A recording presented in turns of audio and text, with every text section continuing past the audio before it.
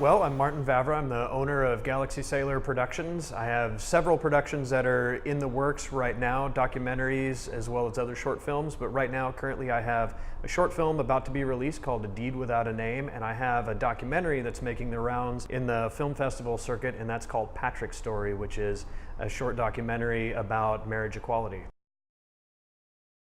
The film festival is the circuit throughout the world in which people have the opportunity to circulate any of their films, whether it be short length, feature length, narratives, documentaries, and it's the place where filmmakers are able to get their names out and get their projects out. There's a strategy in the film festival world. Currently right now there is an online registration that's called Without a Box, and it's a distribution arm for films through film festivals that's done by IMDb, the Internet Movie Database. And they have over 6,000 listings right now for film festivals across the world. So 6,000 is a lot of film festivals to be able to go to. So you kind of have a choice. You can be a filmmaker who really is able to say, I'm going to throw this out to festivals, $50 a pop, it's going to get exposure, I'm going to have a lot of people see it. Or do you create a strategy? Because some film festivals won't take you if you've been at one festival and you want to go to another. If you go to Sundance, Tribeca may not take you, or other festivals like that. So if you're looking for exposure to particular people who have the ability to promote your film, buy your film, get you onto the next projects, or really give you good exposure to people in the industry, even on an independent level, there is an industry of selling and marketing and putting your work out there. So that strategy allows you to be able to have the appropriate people see you and give you the appropriate notability one way or another. Whereas, you know, the general public, they're going to see that, but that might not lead to a marketability of what you do. There are some very genre-specific ones. There are festivals that are only horror-based. There are festivals that are LGBT exclusive. You know, and when you look into an LGBT one, I've put into a couple of those, they'll have narratives, they'll have documentaries, shorts, feature length, you know, there'll be a variety of different things. People will become very, very artistic in, you know, a film that may not make sense to you, but is very artistic. Others have a very commercial marketability to them and, you know, are capable of reaching a broader audience. So that is something that has a niche to it, but even within that niche, it has plenty of variety to meet several different types of people. And horror films are going to be that same kind of thing. But you can look at something like, I was actually looking at Tribeca the other day as the lofty goal. They have two categories, short film, feature film.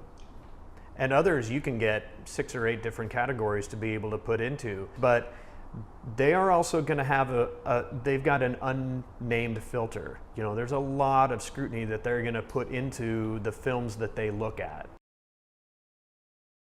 The Drive was an interesting place to kind of dig from because I had been rejected from other film festivals.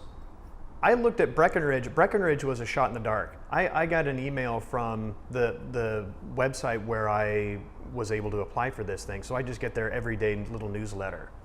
Breckenridge was this big deal, and they were saying it and like, hey, this is getting ready to close. And I honestly looked at Breckenridge where it was like, why not be rejected by somebody big? Because I'm already being rejected by the small ones.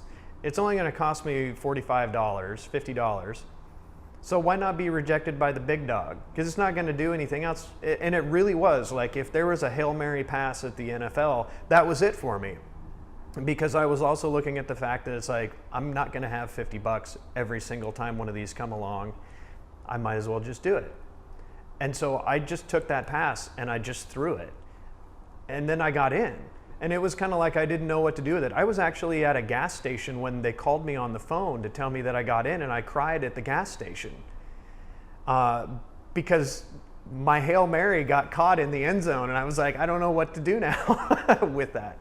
So I wish that I had more of an inspirational moment to say, I dug down deep, you know, at the last second, and it really was, I had nothing more than faith.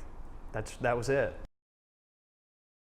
Filmmaking in Portland is 50% wonderful and 50%, oh dear God, what am I doing? And mostly because people talk about the industry, the film industry in Portland. And our industry is, it's rather nebulous. You know, to say that you have an industry, if I just take the word industry and I look at it that way, I'm thinking that you're getting a product that's being made and delivered, and there's an exchange. There's an exchange of currencies and whatnot, and that's what an industry means.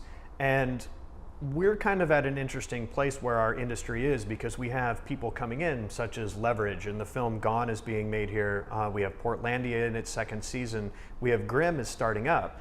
So these are people that had concepts outside of Portland, and they've come here because of the certain amount of incentives that have been given to them. Great location, good people, very inviting, but they come with their crews, their cameras, their stories, and they take their fledgling project, you know, that being the footage that they've shot, and they go somewhere else and they assemble that piece somewhere, and then they put that piece out somewhere else for everyone else to see.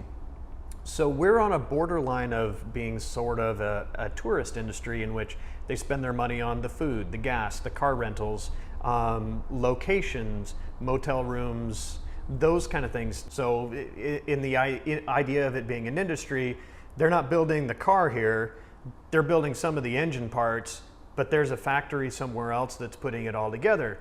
And a lot of that comes to the fact that we're not a place that has investors. And I think that's one of the key things that Portland is missing. We're not missing creatives. We have lots of people that have good ideas. There are people that write good scripts. We have very good actors. We have very good camera people. We have fantastic locations, because look at the reasons that people come here. Aside from the fact that they've gotten an incentive, our locations are spectacular, not just in Portland, but in this state. You can be shooting in the high desert, and you can shoot on the ocean. You can be in mountain peaks, you can be in glaciers, you can be all over the place. You can hit most every continent in the world in Oregon.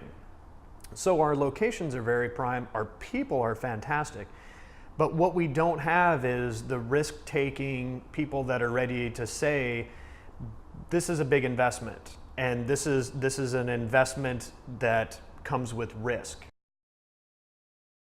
I'm continuing to push my skills and my abilities because I want to have that opportunity to be able to put something in the multiplex someday, you know, that people are going to see, even if it's onto Netflix, you know, and that's what I continue to do. I've got a series of short films, and all of those short films are meant to be low budget because they're short films, but very, very high in quality. That's my intention, and hopefully I pull that off so that people are going to be able to see that I have the ability, that I'm worth investing in on the bigger scale. So soon, A Deed Without a Name will be out. It's going to have a very limited release in Portland with the intention of going to film festivals. If that does well at film festivals, hopefully that's going to put another little spot on my name with the next series of short films, because I already have scripts that are moving forward.